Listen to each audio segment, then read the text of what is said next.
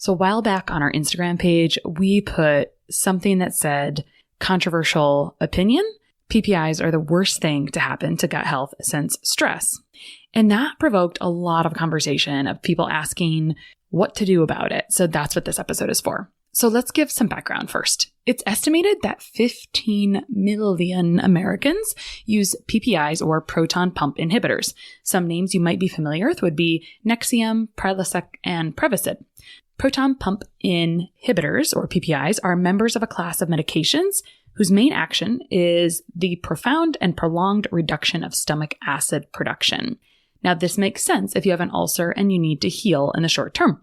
An ulcer is usually pretty painful. And I've had some negative experiences with this where a client has been pretty sure they've had the onset of an ulcer where they just feel literally horrendous, like everything they eat causes nausea, and they wait a month to get in for an endoscopy and it doesn't find anything. But meanwhile, if we're doing some soothing approaches, they have felt better. Meanwhile, so it's been a little bit challenging, but an ulcer can also feel like heartburn, indigestion, nausea, and overall, indigestion, nausea can be also paired with vomiting, gas, etc. So ulcers can be caused by stomach acid damaging the lining of the digestive tract. This often stems from bacteria like H. pylori or regular use of anti-inflammatory pain relievers like aspirin, ibuprofen, etc. As you can imagine, these symptoms overlap with a lot of other conditions as well, just to put that out there. PPIs are often prescribed for any or all of these symptoms regardless of the root cause. That means relapse is likely if the root cause is not addressed. Now, common complaints that go in tandem with PPIs are heartburn and bloating. I remember my mother being prescribed PPIs indefinitely after her autoimmune diagnosis last year because the medication she needed to be on for her autoimmune condition was hard on her stomach, quote unquote. This is also really common in pediatrics as well, using PPI as a protective agent, which is nice, but there's often no offboarding process for coming off the PPI or much discussion on the side effects or risks of taking the PPI, which is always important. So why is this bothersome overall? Well, good digestion begins with good stomach acid, which is being suppressed by the PPIs. Hydrochloric acid or stomach acid is responsible for breaking down your food along with ensuring an acidic environment in the stomach to protect your body against bad microbes or microbial overgrowth. It's a gate to the rest of your intestines. So I give this really stupid example on introductory calls all the time, that this is why a college boy can eat pizza that was left out all night long and he didn't put in the fridge, which we know could create some foodborne microbes.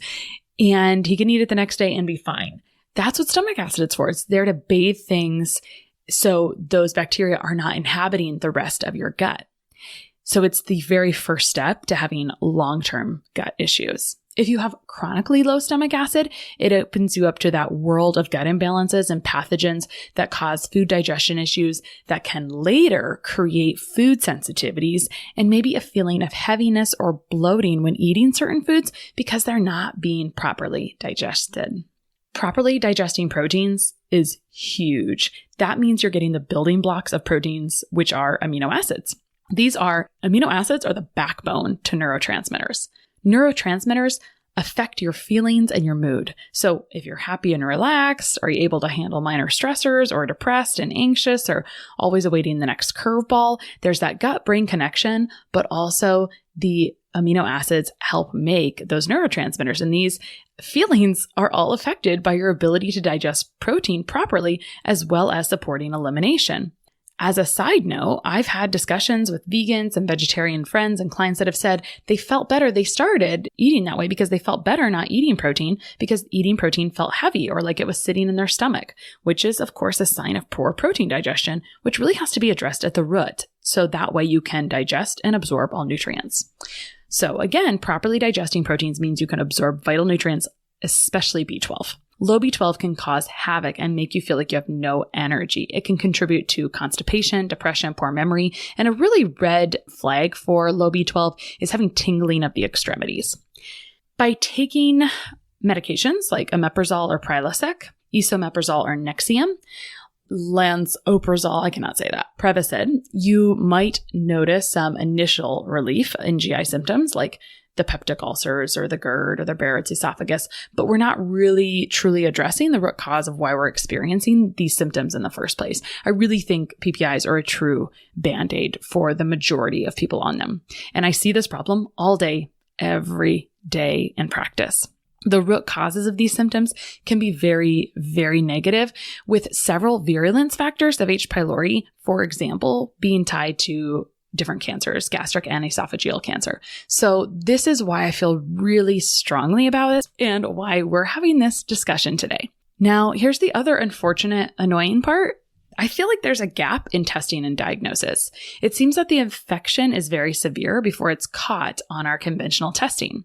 I'll never forget the dialysis patient I had so many years ago that had severe H. pylori symptoms of poor appetite, nausea, and sometimes vomiting, and he would test positive for it and then get some serious rounds of antibiotics, and then he would sometimes test negative, but his symptoms didn't resolve long term. And that's because you can't just throw grenades in the GI tract and expect it to resolve itself. Usually things come back because you haven't created a rebalanced system, and there's often some other things going on as well. Here's the thing. The FDA also added a warning years ago to PPI labels about extended use and risk of fractures. In 2017 and 2018, there was a study from Hong Kong and another one from Sweden that found an increased risk of gastric cancer from long-term PPIs, but then other studies confounded their findings. So they disagreed. Different studies disagreed about this. And I would wonder if that's because the pathogens that could have been underlying the PPI use do cause gastric and esophageal cancer, and that might be where the results differed in studies. I'm not sure. Additionally, study after study raises concerns surrounding risk of C. diff, which is usually an antibiotic-caused GI infection where there's a lot of diarrhea, myocardial infarction or heart attack, and low magnesium levels, which are associated with PPI usage, especially over extended amounts of time. By the way, magnesium is essential for over 3,000 enzyme reactions in the body and is dumped with stress. It's important for helping calm the nervous system, making stomach acid, helping with sleep. PPIs, like steroids, should not be used long term. So how do you get off PPIs? Well, I'm not anyone's doctor here, so technically you need to have that discussion with your provider. But I can tell you that I see most of my clients titrate off PPIs when they address the root cause of their heartburn or indigestion. Root causes of GERD, heartburn, and indigestion can fit into my three-pronged triangle where you look at everything through the lens of structural or physical issues on one corner, nutritional issues on another corner, and emotional stuff on the other corner. From a physical standpoint, mechanically chewing your food thoroughly helps start the digestive juices flowing and primes the process. Other common recommendations, especially for GERD, are sitting up after eating to prevent the exacerbation and feeling of heartburn. For some people, if they're carrying excess abdominal adiposity, weight loss is a really common recommendation because it's adding pressure to that region. But that's the physical one, the physical corner. So what if you do all that and the GERD or the indigestion, the heartburn, or even the burping, which is the first sign of this domino effect, still persist?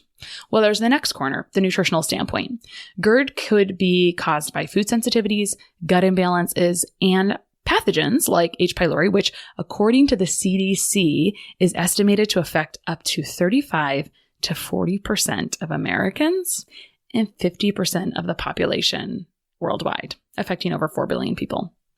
This sounds like a really challenging topic. And as I mentioned before, my bias is that it's not getting caught on testing as much as it is present and causing issues. All right, the third corner on that triangle is our emotional state. So that's really crucial to our physical well-being. Stress, our perceived stress, our real stress, our just all the things play a role in causing low stomach acid because stress dumps magnesium, which as mentioned before, is used in over 3,000 enzyme reactions in the body. And this imbalance is such an important mineral, which can have a big effect on sleep, bowel movements, mood, and even concentration.